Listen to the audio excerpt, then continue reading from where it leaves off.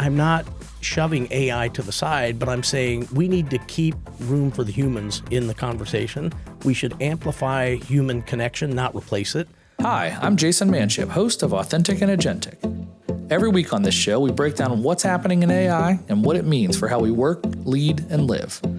Join me for a human-focused conversation that keeps you ahead of the curve. This is the Authentic and Agentic podcast on the IBJ Media Network. Hey friends, welcome to the Authentic and Agentic podcast. I'm your host, Jason Manship. On today's episode, we're going to sit down with serial entrepreneur and local Hamilton County legend, John Wechsler. But like we do every week, before we get there, let's start with a look at the AI news. Because once again, what's happening right now is reshaping the world we're walking into.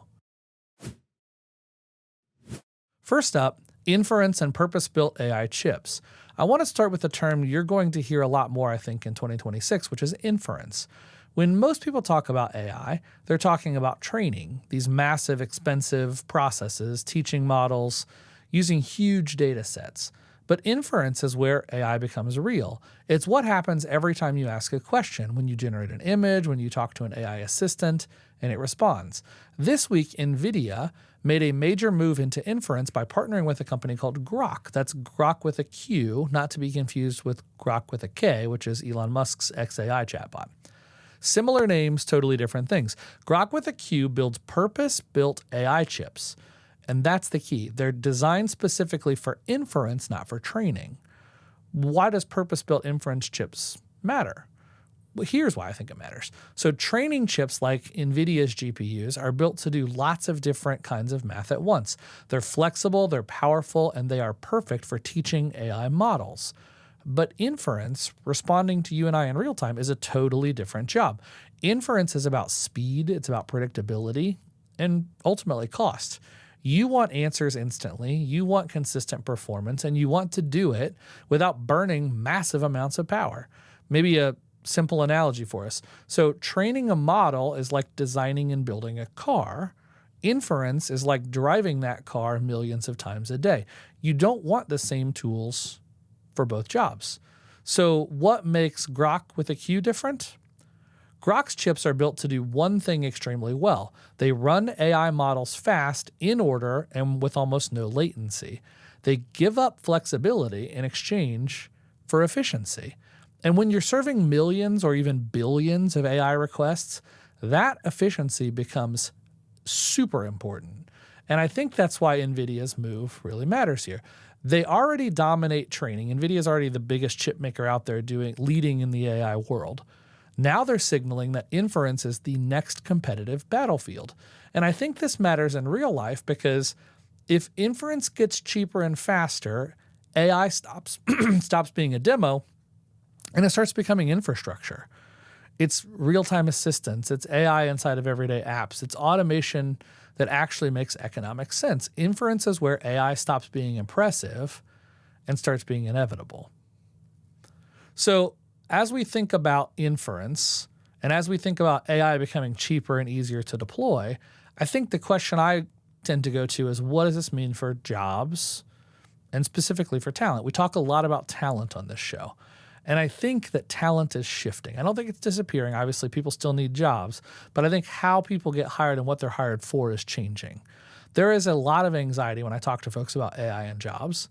So let's slow this down a little bit and talk about what the data actually says right now. A new MIT analysis used something called a digital twin of the U.S. labor market. Here's what that means in plain English, ELI 5. A digital twin is a detailed simulation, which is a virtual model of real jobs, real tasks, and real wages that researchers can test scenarios against without just guessing. So in essence, they've created a clone of the economy. Instead of asking what might AI do someday, they ask what tasks can today's AI already do at a cost that makes business sense.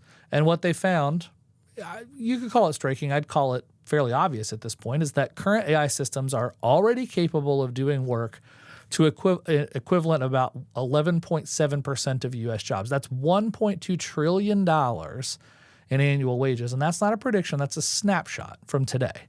Now, that doesn't mean 11.7% of people are getting laid off tomorrow, But it does mean a massive amount of routine task-based work is already economically replaceable. And this is there was a point made recently I read by Mark Cuban, which really resonated with me. He urged 2025 grads to stop obsessing over big corporate jobs and instead look at small to mid-sized businesses. Why did he say that? Well, because SMBs, or small to medium-sized businesses, they don't have AI systems. They don't have agentic strategies, and they don't have the expertise to modernize on their own. I think this job data saying 11.7% of current jobs could be automated drives that. Job postings are down 15% year over year. Applications are up 30%. Competition is brutal at big companies. And meanwhile, more than a third of applications are now going to firms with 250 employees or fewer. I don't personally think opportunity is disappearing. I think it's moving. And I think small businesses don't need people to maintain the past. They need people who can help build the future. And I think that's a really important distinction. If you're early in your career, if you're AI literate, I think an SMB gives you leverage you probably couldn't get in a large organization. Some ownership, some responsibility, and some real impact quickly. And let me say this directly to those SMBs. If you're a leader at a small or mid-sized business and you know you need to lean into AI, but you aren't really sure where to start, please reach out to me. Thanks for listening to this podcast, but please reach out to me. I am connected to a network of AI-capable builders who actually build. These are people who can move a business 20 years forward in a matter of months, responsibly and practically. The folks at TechPoint have a great program called Wechsler, and I've talked about it before. Let's get young, smart, AI-literate people into these SMBs and change the world from the ground up. Well, let's talk about my third story today, and I don't really think this one's about AI. Well, maybe it is. I think it's really about the human side of it. The podcast is called Authentic and Agentic because we talk about the human side of all of this. And this week, something popped up on my doom scrolling when I was zipping through Facebook, and it made me do a double take. I saw some posts on Facebook in a Facebook group for the board gaming community that I'm a part of. It stopped me, so I dug deeper. I went to Reddit. There are people who are openly sharing how they use AI to digitally modify photos of their food orders, burgers, steaks, etc. And what they're doing is they're making them look undercooked, and then they're submitting those images to sites like DoorDash to get refunds. They're literally taking a photo of a burger that they got, making it look undercooked using AI, and then intentionally lying and cheating and, I think, stealing by submitting these support claims to DoorDash for refunds, for discounts. Now, on the surface, this feels small, right? A free meal here, a refund there. But working in retail, seeing these systems play out, I think it's a big deal because I don't think AI just scales productivity. I think it scales behavior. And when dishonesty becomes easy, repeatable, and low risk, systems respond. They have to. Refunds get harder. Legitimate complaints get questioned, trust erodes, and the people who lose aren't the bad actors. It's honest customers, it's restaurants, it's small retail businesses, it's drivers, it's support teams that are forced to treat everybody like a suspect. When you have to assume people are trying to take advantage of you, it changes the conversation in serving them as a customer service agent. That's wild. Now, AI is neutral, and this is why I want to keep coming back to authenticity. AI is neutral. It doesn't have values. It's bits and bytes. It's math at scale. It uses our inputs to determine outputs. It doesn't decide what's right or wrong. It amplifies whatever intent we bring to it. If your intent is learning, building, and creating, AI makes you stronger and better. If your intent is deception, AI makes that cheaper, faster, and harder to detect. In an AI-powered world, character becomes a competitive advantage. Really, really important note there. Authenticity isn't just a value anymore. I think it's infrastructure. I think it's who we are. And authenticity is going to matter more and more and more as AI continues to take over parts of our world. All right, when we come back, I'm excited to be joined by serial entrepreneur and local legend, good friend John Wechsler. You're not going to want to miss our conversation. Indiana's digital economy is changing fast, and TechPoint is helping lead the way. TechPoint drives Indiana's digital economy through talent, innovation, and community. Their new report, AI-Driven Skills for Indiana's Economy, explores how AI is reshaping our workforce. It's built for employers, educators, and job seekers who want to understand which skills are most in demand in our state's rapidly evolving economy. Download it today at techpoint.org/AI skills. Thanks again to TechPoint for making this podcast possible. Today's conversation is one I've genuinely been looking forward to. I'm sitting down with John Wechsler, a humble Hoosier who's been building meaningful companies, ideas, and communities quietly behind the scenes here in Indiana for decades. If you know John, you know this already. He embodies a help others mentality in a way that's rare, especially at his level. He's the kind of leader who bets on people. He lifts others up and he creates spaces for others to win, often without asking for any credit. This isn't scientific, but I'd guess that companies John has started or helped build represent well north of $2 billion with a B in combined valuation. And that doesn't even begin to touch his philanthropic work or the impact he's had on our local community. I have personally watched John invest time, energy, and trust in people in ways most CEOs couldn't find time to do. And I've seen firsthand how that kind of leadership changes humans' trajectories. Today, we're talking about Spokenote, a company that he's working on that's doing some really interesting things at the intersection of technology and humanity. It's scaling authenticity using video, helping people communicate in a way that feels more human, more personal, and more real. John is an incredibly authentic human being, and I'm genuinely humbled to spend time learning from him.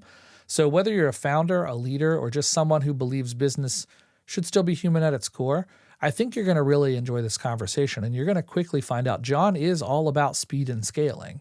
So he has, solved it, but he's definitely in the weeds with authenticity at scale. Let's get into it.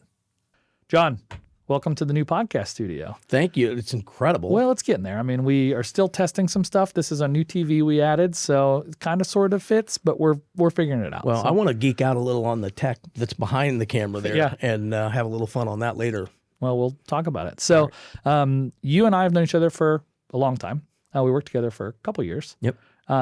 People that don't know you, what should they know about you? And let's stay maybe in the business path. We can talk about some personal stuff too, but I mean, what makes John Wechsler John Wechsler? Well, I think anybody that knows me knows that I love innovation. I love entrepreneurship. I believe that entrepreneurship is the gateway to personal fulfillment for so many people, that everybody should understand that's an option. And, I know that when I was growing up, the idea of being an entrepreneur was a little black box thing. Nobody really understood it. If you wanted to be a doctor, you did this, a lawyer, that. Entrepreneur was just, the belief was they're just born or it's natural to be an entrepreneur. Well, there's nothing natural about it. There are some people that are naturally entrepreneurial, right, but it's a discipline that can be understood, taught, and learned. And the more people that can be exposed to the idea of making cookies for the garage sale, getting a paper route, you think about all those early entrepreneurial experiences, they're quite formative for many people. And I think the more people we can expose to understand that's an option in the early years of their life, the better our society will be. Well, I love that. And I think you're exactly right. You didn't start as an entrepreneur though, right? I mean, because you have a background at IBM and military background. Talk a little bit about that. Yeah, so my first entrepreneurial experiences were probably selling candy and popcorn in Little League. Sure. And I always had something going on. Let's just start with that. Not a surprise probably to you or anyone that knows me.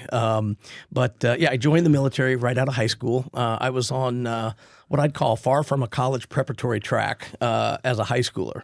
And I hardly ever studied. I managed to get by. But when I went into the military, I learned to really focus, hone my abilities, and started getting recognized for being good at things. And it was one of the earliest times in my life that I can remember an institution or an organization saying, "You're kind of good at this. What about?" and giving me options.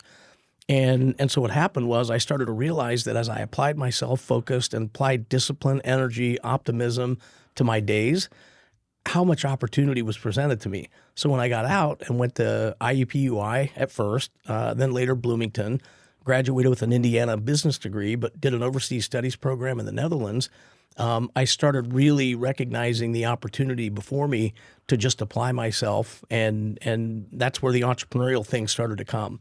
I wrote my first business plan when I was a junior in college, and that business 10 years later became a company called Wish You, which is short for Wish You Were Here. The idea was to capture photos at live events, and we did that in all 50 states, a whole bunch of countries. What year was this? What's that? What year was this? I wrote the business plan in 1990. 1990. You're doing photos across state lines in 1990. Internationally. Okay. And the concepts, I still have the drawings, but when you look at them, there's a lot of clouds and lightning bolt action, and it looks like a sci-fi drawing. You're like, what the heck? And the cloud later became the cloud. Lightning bolt became the internet to move things around. Digital imaging didn't exist. Cheap dye sublimation printing really wasn't commercially available yet.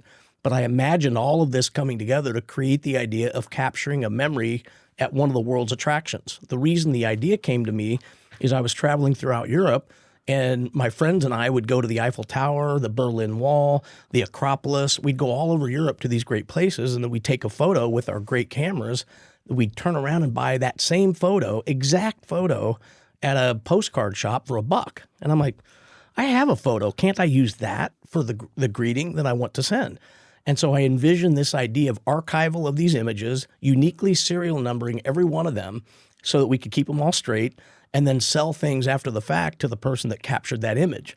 And I mean, that was 1990. My professor, I actually turned it in as an extra credit project for this IU program in Maastricht in the Netherlands. And I don't really remember exactly what was said, but the implication was, I'm not sure what you got into in Amsterdam, but this is pretty good stuff. And I didn't partake, by the way, but sure. It was really a moment in time because I carried that business plan around for years, still couldn't ever quite connect the dots. And as the internet presented itself as a platform to build a viable business on, as digital imaging emerged, all of this stuff started to meet my business plan. And I kept modifying it, and it later became the business that launched 10 years after the original document. I started Wish You. We ended up with patents around digital photo management using GPS to stamp, location information into the images. I mean, there was a whole lot that we were into in 2000, mind you, before the iPhone. We're thinking about location and it was a fantastic company, great fun time, met some incredible people. And that was the start of my entrepreneurial journey. Well, I asked you to summarize your backstory, and I think you just nailed it. That sounds prototypical John Wechsler for those that know you. FormStack, I know, is something you helped get off the ground from the early days. Launch Fisher's, the Internet of Things Lab, the Fisher's Test Kitchen. I mean, you've had a storied history of just startups and really community building and all sorts of really, really neat things. And the folks that do know you know that you're the sprint into the room kind of guy, right? You're the build the airplane in the air guy. You're the get everybody excited guy. That you just have the ability to attract and get everybody excited. Well, I mean, why? What drives that? I don't know. I think it's, I don't know whether it goes back to my early days, childhood upbringing, military. I do think the military taught me an awful lot about being prepared, about training with a whole bunch of tools. So I have a friend of mine that's a Navy SEAL, retired. And when you think about his life and we talk about his experiences, they train on a particular tool or device or technique more than you could ever imagine, and they become expert at it. They may never use that one little thing that's in their vest, but the time they go to use it, they do it with precision. And I think that being an entrepreneur is very similar. A lot of the work that you do may never show up on the field of play, but it prepares you for every possibility. And so I feel that, I heard Peyton Manning at Raleigh a couple of years ago talk about stress, and somebody asked him, what stress feels like. And he's like, stress is what you feel when you're not prepared, when you don't know what to do. And that creates stress and anxiety. If you understand the game plan, you know how to use the tools before you, you know what you're doing, that's not stressful. That's just, you need to execute. And so, I don't know.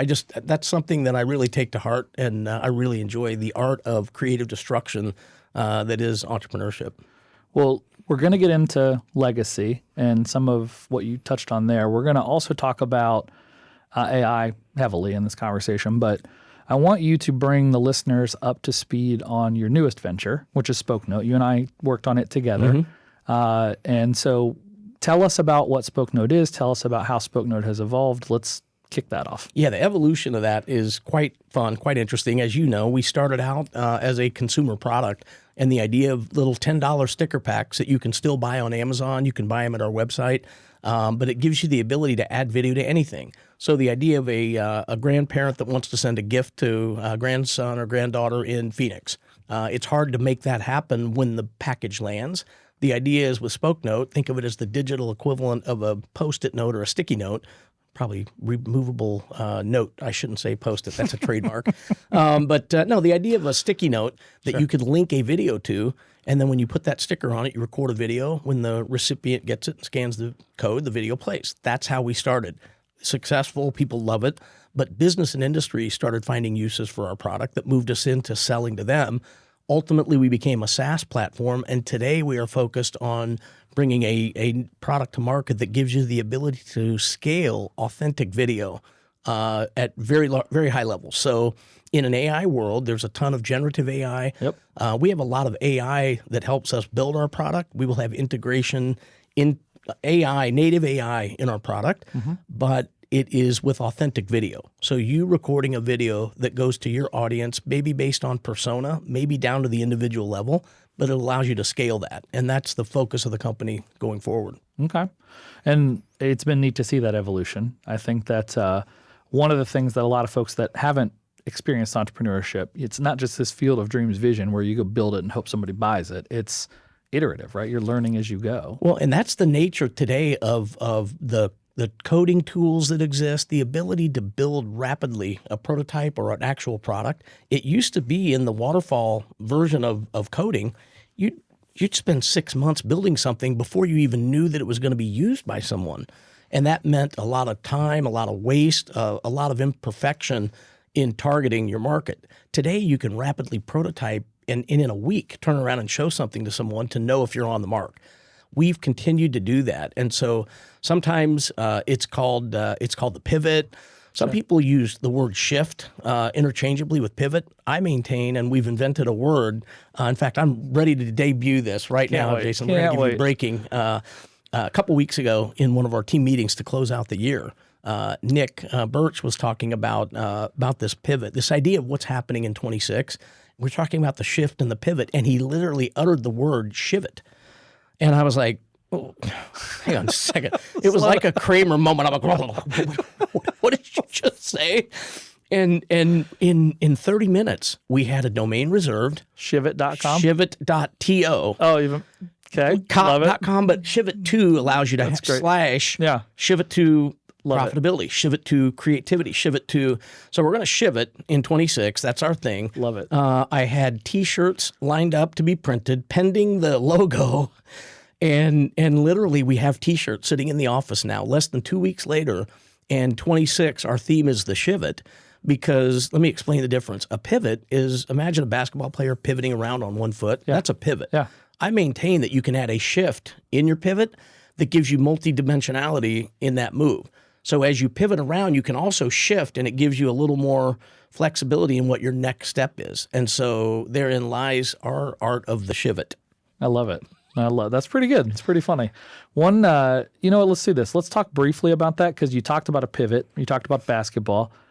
I think anybody that's been following the Pacers over the last couple of years has probably seen the Spokenote logo on the jerseys. So for the last 2 seasons, last season and the season before that, right? Yep. You guys were on there.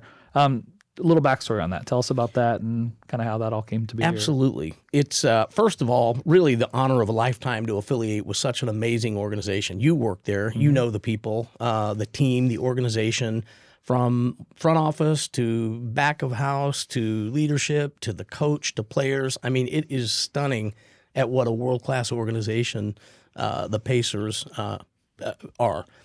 Secondarily, their Gainbridge and the Fever, and you look at all the things that they do for our community, and then it goes without saying, but I will say it, the Simon family and their impact on our city, it's undeniable. Really unprecedented. Yeah, it's massive. And so starting with that, we were naturally, I think, attracted to them as a partner.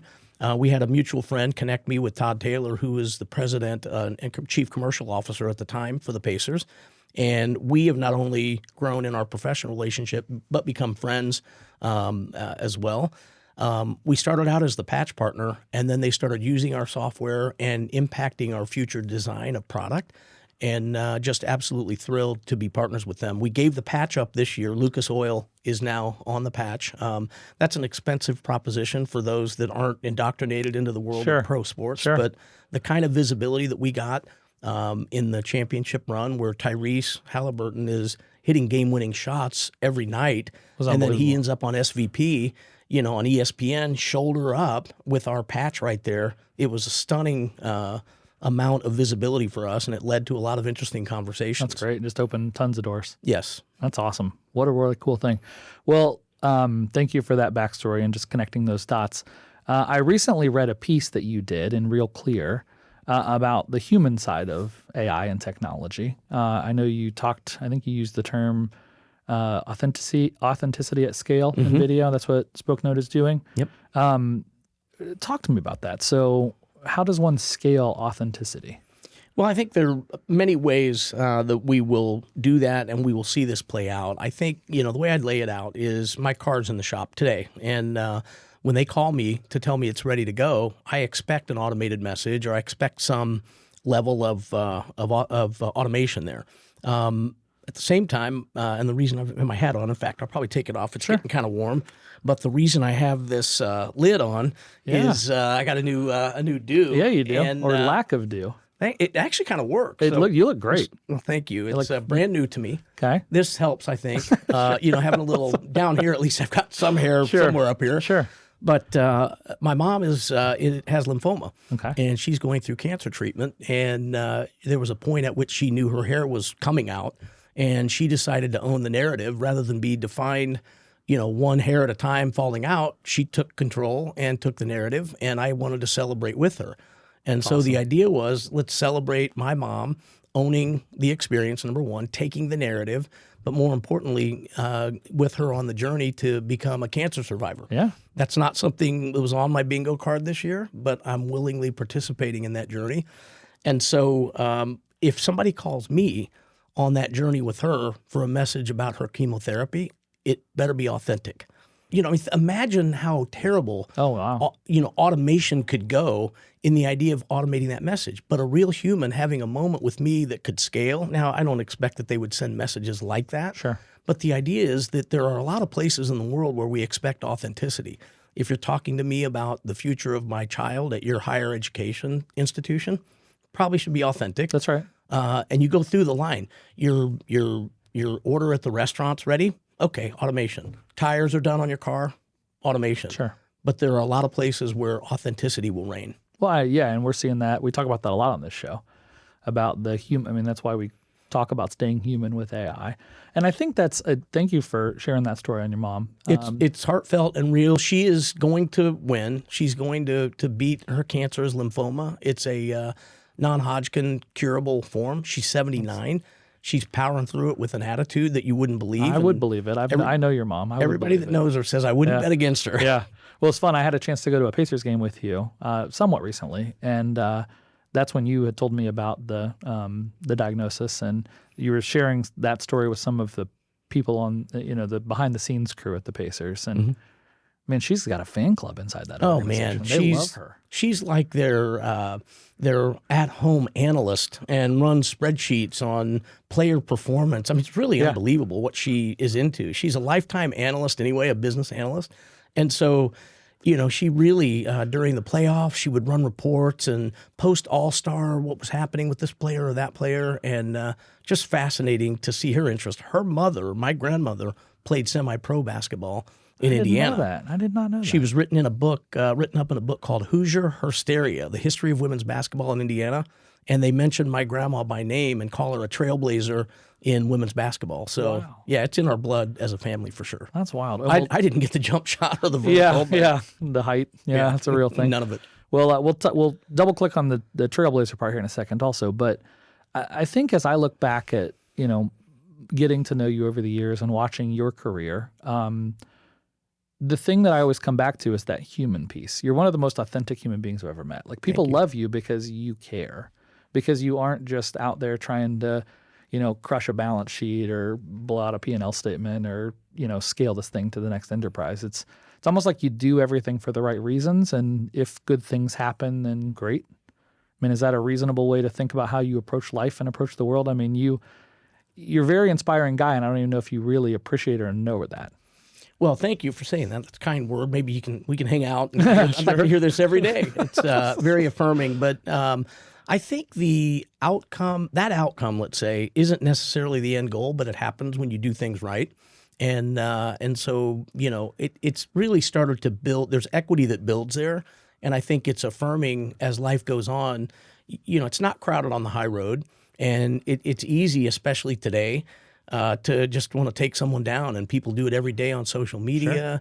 There are a million and one reasons why people do it. I don't understand it entirely, but I think if we can lift others up and bring the world closer together, when we started Spokenote, that was our objective, to bring the world closer together using video, full stop, nothing else. Yeah. Not to build a great company, not to do this, but I want to bring people together. I think that is embodied in our product and hopefully in my day-to-day actions. Well, it definitely is in your day-to-day actions. And let's think about that a little bit. So this podcast is primarily about AI, which is math and numbers and automation and optimization and speed and all the buzzwords, and I call it buzzword bingo, of all the things we could do. You talked briefly about authenticity at scale. You talked briefly about, we dug into the human side of some of this, but where does AI fit into the world ahead? I mean, you're seeing it. It feels like since we worked together at Spokenote, your perspective on it has shifted a little bit. Mm-hmm. I think all of us are witnessing it in real time. Nobody has all the answers. Yep. Where's your head today, and what do you think is happening here? Man, I think, a couple things. We use AI. We define it a little differently in the way we think of it, and we look at authentic interaction and think AI, authentic interaction. It's a different form of AI. I'm also, at the same time, I embrace technology and innovation probably as much as anyone. I'm not probably a Luddite. More than anyone. Well, thank you. More than most, yes. But the idea, I'm not shoving AI to the side, but I'm saying we need to keep room for the humans in the conversation. We should amplify human connection, not replace it. And so I think there are a lot of pitfalls with it, just like any technology. Sure. I think in the modern age, we're seeing that with social media, the amplification of voices maybe that haven't even fully figured out what their voice is, and you just stick a mic in front of them, it creates moments and issues. And so I think if we come up with a core set of values on how AI should be responsibly deployed, and we're working on it at Spokenote with a founder-led kind of values document on responsible use of AI. And it focuses on, ethical use of AI, keeping the human-centric aspect and offering transparency on when it's used.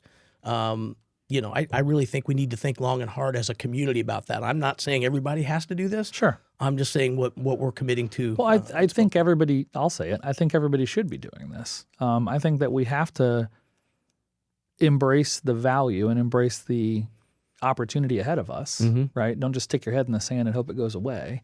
It's not going away. It's not going away. 75% of all of the investment capital today, private venture capital and public money, is into AI. I believe specifically. I would believe that instantly. Yep. Yeah, but you also have to do it responsibly, because you can get reckless and wild in some of this stuff if you're not careful. I mean, I just had a conversation last week with Brian McGinnis from Barnes & Thornburg on the legal side of this, and it's just interesting to see how software developers and lawyers and some of these professions that have a really deep kind of like buildup in their career path, right, where they have to learn a ton to be great at their jobs, that those folks in particular feel like they're either all in and super excited, or they're kind of skittish, nervous, and hope it goes away. And it sounds like we're aligned on the fact that it ain't going away. Not going away. I think we need to find out how to use it right, put it to use. Now, there are things like machine learning. That's called AI today. Sure. But there's a lot of this that's been out there for a while. How do you make apps better? How do you do things smarter?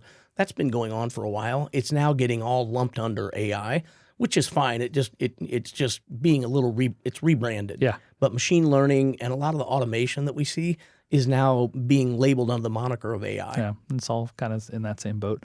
Yeah, well, you and I served together. You invited me to join a subcommittee inside of ITIA to dig into AI policy at the state level. We're going to have a future conversation with other members of that group about some advice and some recommendations around how the state of Indiana needs to be thinking about this, both on the legislator side, I mean, in the classroom, in businesses, at home, right? One of the things that I found super interesting from my conversation last week was, we have these privacy laws for kids 13 and under, but nothing for 13 to 17-year-olds, right? And they can't really sign contracts or aren't adults until they turn 18. It's just the wild, wild west. You can't rent a car until you're 21. You can't rent a hotel room until you're 25. I mean, what would be worse, giving a kid a supercomputer at 13 and saying just have fun? Yeah. Or, renting a room at a hotel. I mean, Sure. Obviously there's probably room for a little bit of oversight and regulation, or we need to be doing it differently. I'm not saying Australia has nailed it, Right. but that's probably the direction that things And you're head. referring to the, 16 years old? Social media is banned until you turn 16 or something like that? You literally can't vote. You can't enter a contract. How could you possibly enter a legal contract anyway to accept the EULA on a website? So I think there's good conversation to be had there. Well, and I think all parents are dealing with that, and we'll have some future guests to discuss that specifically. But I mean, I have a 12-year-old and a 10-year-old, and screen time and what they're allowed to use and how much they can do, it's flexible. It's wild. And one of the biggest challenges is because everyone else is doing it. That's right. Then it gets harder. But if it were no one can do it and you're only looking for the outliers, all of a sudden that becomes a manageable landscape. Real quick on the ITIA thing, I wanted to mention that we're not on a hunt to suggest regulation. You know me, I'm a laissez-faire, free market I think that's great. Player. But at the same time, I think we need to have an active discussion about what, if anything, should happen. And it might be nothing, by the way. Sure. Because this shouldn't be done state by state, like privacy. Imagine if every state had its own GDPR-style regulation. It'd be a nightmare. Yeah. So for those of us that work in interstate, my board game store, my little tiny retail board game store, we pay sales tax in 16 states now. File, submit, pay. What a mess. And the administrative burden even of that. Everyone's is just, different, and it's a disaster. Yeah, And so imagine that on AI policy. And so, there was an executive order that was just signed. I think Ted Cruz was looking at it legislatively, but then an executive order came out that said no state-level AI. That's probably the right approach, but our role may end up becoming educating our legislators, executive branch, education, higher ed, K through 12, on the impact of AI, because it's not like, go to the computer room, kids, and do computer stuff. It's pervasive, and it's not something that's going to be just used for an isolated thing. It's a cross-discipline function that's going to happen in almost everything that we do. Perfectly said. And I would encourage a quick shout out. I would encourage those of you listening that think you have something to add to that conversation to look into ITIA. I think that there is, it's a great organization that's helping influence some of those conversations and educating some of the legislators. I spent a lot of time in politics at a national level, and man, it's wild how much they don't necessarily understand about. I mean, if you think about it, they can't know everything about everything, right? And especially something that's moving this quickly. Yep. So legislators don't necessarily know it. All they need folks like you to go in there and educate them, to show them the good and the bad with this stuff. And we've assembled a core group, and I mean, it's one of the largest groups inside of ITA, which is indianatechnology.org. If anybody's looking for the website, you would find it probably searching for ITIA, but it's indianatechnology.org.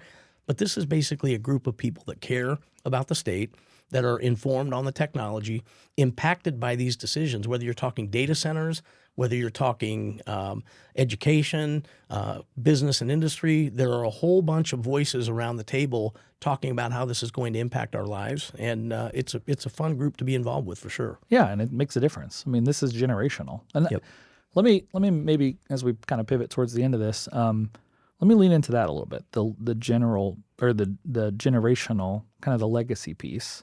So you have what I would call the traditional humble Hoosier value system, where you're not seeking glory or seeking attention. You just do great work and try to build something cool and impact a lot of people along the way. Those that are listening may not know, but you have won the TechPoint's Trailblazer Award, which is awarded to one person every year, and it's a big damn deal. You have a Sagamore of the Wabash, which is not a small thing to get. Governor appointed or governor doled out and hand selected and hard to get.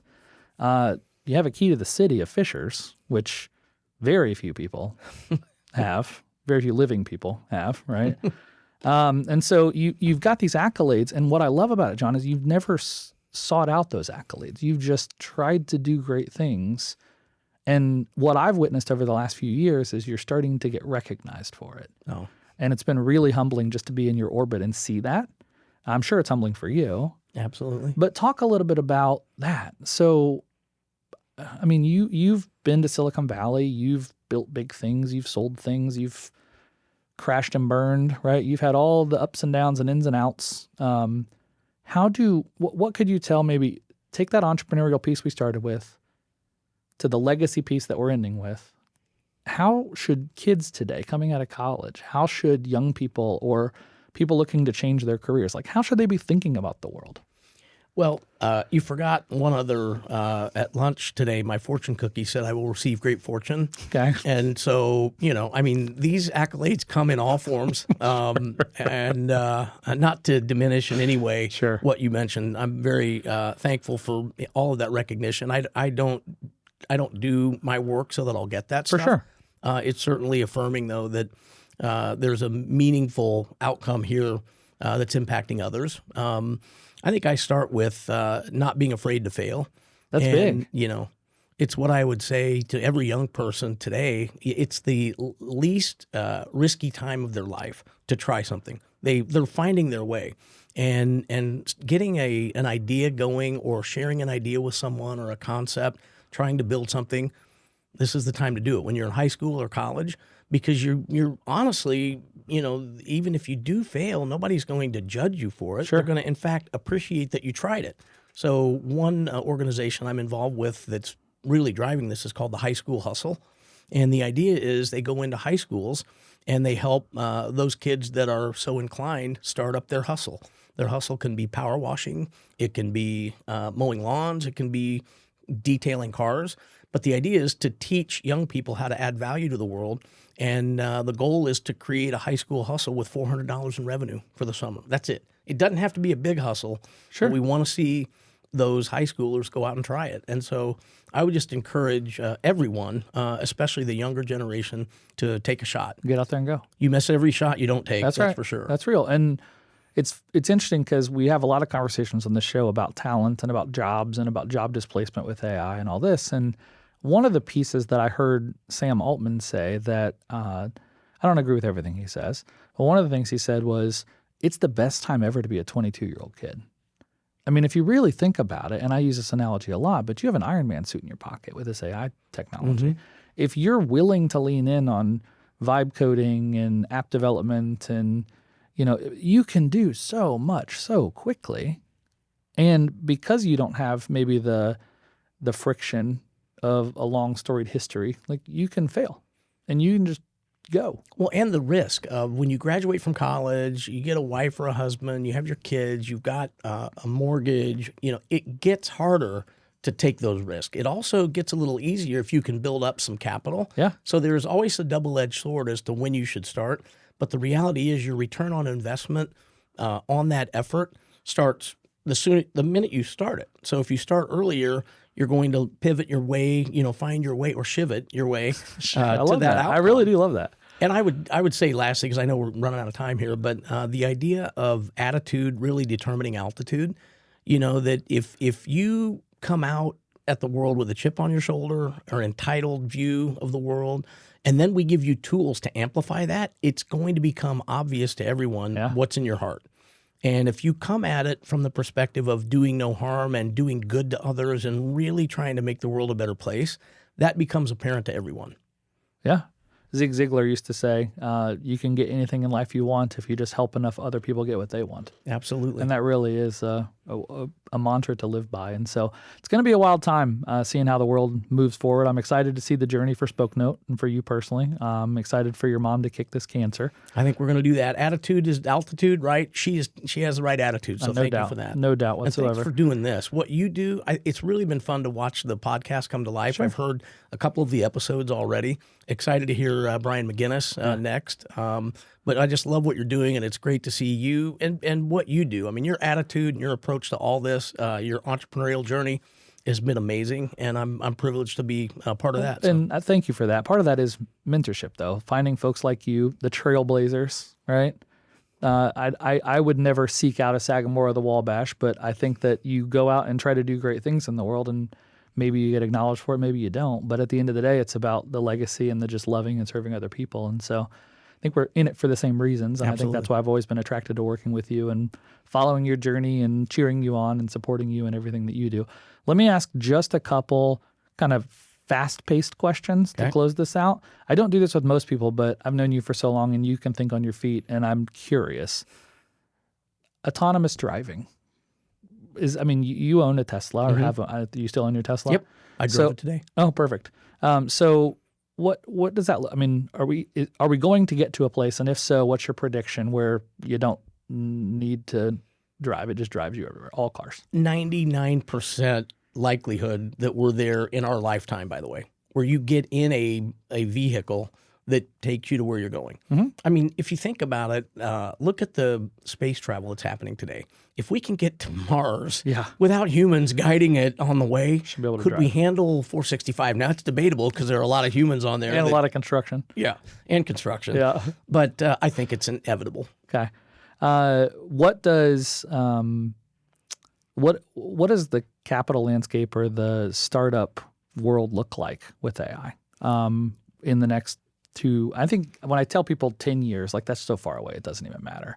But just in the next couple of years. It's being flooded with capital, right? I mean, the AI landscape and almost all of business that has anything to do with tech and all the way through to biotech. I was talking with somebody today about a biotech influence with AI. There's almost nothing in business that's likely to be spared, in my opinion.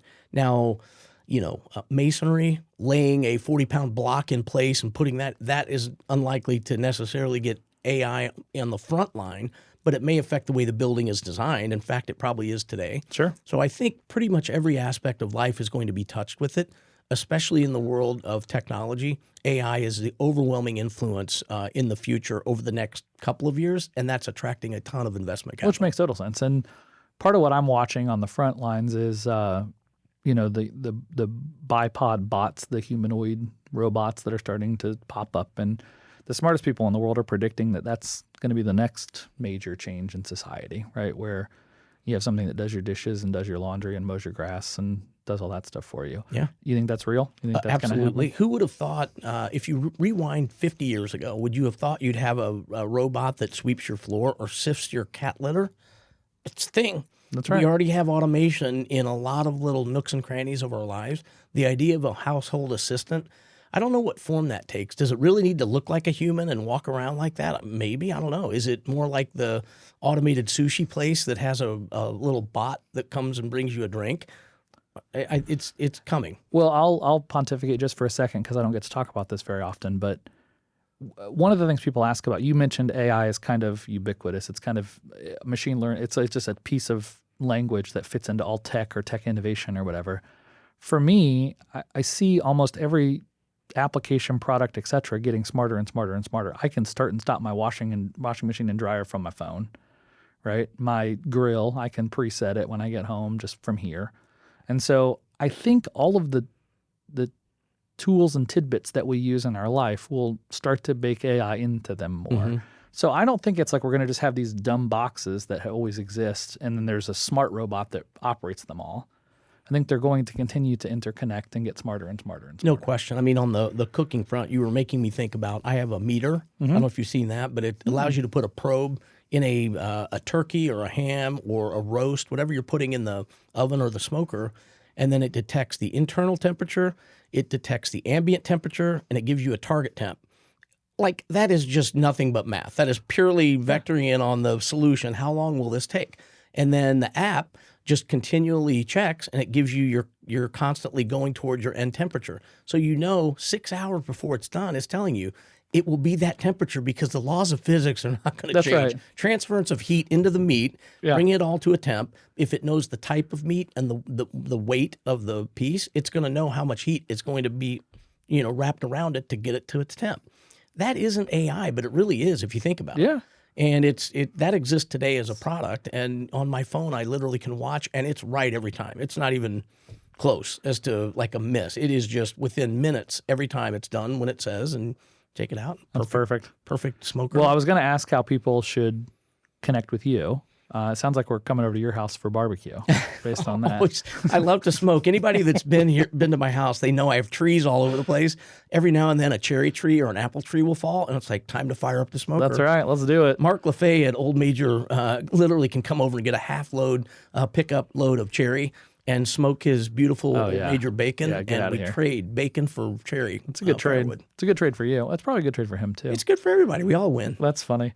So how do people find you? Follow Spokenote, like those that are listening that want to learn more about you or connect with you, how do they do that? Yeah, Spokenote.com obviously is the company. I don't do a ton on social. Mostly it's through the Spokenote handles, but we're on all the platforms, and LinkedIn we're very active on because of the business side of it. But hit me up anytime. And you guys are based in Fishers. We're above Fort A. Ray. Speaking of smoking, one of the features of working at Spokenote is you walk in every day to the smell of the pulled pork that they're smoking That's outside. dangerous. It's a feature. That sounds like a feature. Yeah. I'm going to have to start working from your office. It's awesome.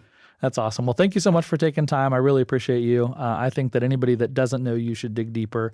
You just have an awesome story. And hopefully this conversation was exciting for a lot of the young people hearing it and people that have that entrepreneurial mindset. I think you and I are aligned on that. Well, it's my passion, and I appreciate you saying the kind words. It's uplifting to hear. Not something you think about every day. You just keep your head down, as you say, chopping the wood, and you kind of look up and you're like, oh, we've done some good work. That's here. right. Well, congrats on the good work you've done. Congrats on the good work coming forward. And thanks again for taking time for us. Same to you, brother. Appreciate you, man. Take care. Cheers. Phew. All right. That was a lot. But seriously, what a fun conversation. Huge thanks to John Wechsler for joining me today. Incredible energy, incredible perspective. And honestly, that story about shaving his head for his mom says everything you need to know about the kind of human John is. If you have a company that's looking to scale authenticity, I can't recommend the team at Spokenote enough. I know John, I know their team. These are great people. It's a great product. It's one of the best tools I've seen for communicating your message in a way that still feels personal, still feels human, even when you're pushing out to thousands of people. Next week on Authentic and Agentic, I'm sitting down with a really cool married couple who live in Indiana. Their story is fascinating. They met in Silicon Valley and made the intentional choice to move here. He is a senior software architect and she is a senior community manager for a very large Silicon Valley company. We're going to talk about why Indiana, about how AI shows up in his role as a senior software engineer, and how it intersects with her work in community building and creativity. It is a great example of technology and humanity colliding in all the right ways. Thanks again for listening to Authentic and Agentic, and don't forget to check out the YouTube channel. You can find it on my website at jasonmanship.com, or just head right on over to YouTube and search Jason Manship. That's Jayson Manship. This week on the channel, I'm breaking down a really cool new feature from Zapier that lets you build workflow automations using AI. It's very practical and very powerful, and you're going to be blown away by how quickly you can automate repetitive tasks to make your daily life easier. Thanks for being here. I'll see you next week.